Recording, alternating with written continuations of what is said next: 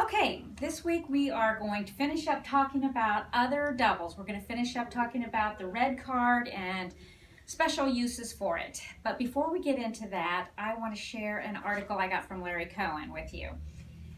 Larry talks about being at the 2018 World Championships in Orlando and commenting on the game. I'll just read you what he says. He says, "I couldn't name this article KISS, Keep It Simple, Stupid, because I've likely used that title many times before.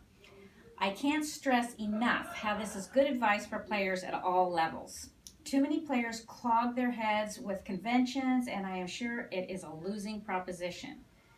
They forget and have about as many accidents as they have successes from fancy methods. The memory strain is just too much." And then he goes on and he talks about two such incidences in the World Championships where world-class players forget their conventions.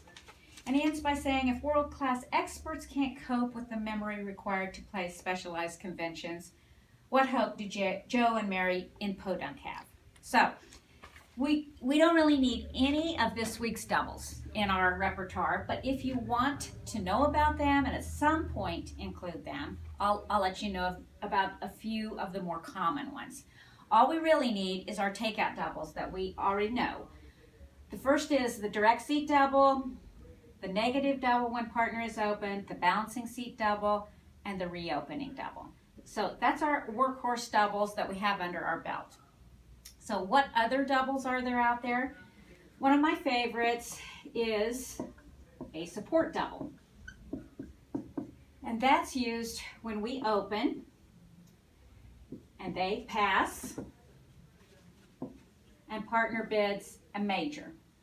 Let's say one spade. And they come in with some interference. They might have bid here too. The point is the double in this position shows 3 spades. 3 card support for partner. So that's a support double. 3, whatever partner bids, our double shows 3 card support in competition. So that lets us know how many trump we have. If partner has bid 1 spade with a 4 card suit, they can evaluate. Or a 5 card suit, they know how many we have. That's one of my favorite special doubles.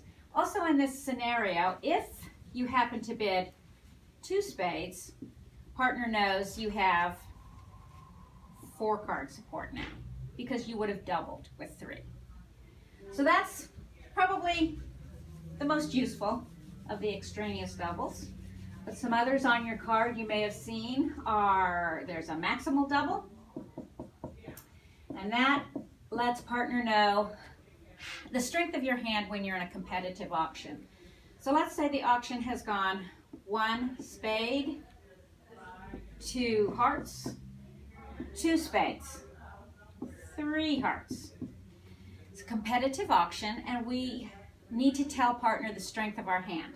A double here shows maximal values. Interest in interest in game. If partner has anything. It's the hand you would have made an invitational bid on if they had not intervened. So this is the maximal double shows extra values. So the distinction then is if they're in our auction and we now just bid 3 spades, it says to partner, I'm just competing. This is partner's cue to pass when it comes around because this is a competitive bid. So that's the purpose of a maximal double. And finally, there's a responsive double. All of these are on the upper left of the back of your card, back side of your card. Responsive double is kind of a takeout as well. And that is when the auction goes 1 heart, partner doubles, 2 hearts. A double by you says, I don't have the suit you've promised, which is 4 spades, but I have values. So here's a hand that would work for a responsive double. This hand has 10 points, but you don't have spades and you don't have hearts stopped. But you think it might be your side has something. So you double to say, you pick your best minor. I have values, I have the unbid suits. That's a responsive double. Those are the most common doubles. If you decide you want to try any of them and learn more about them, there are other doubles that I wouldn't even mess with this at this time. If you hear about them, I'd just let them go.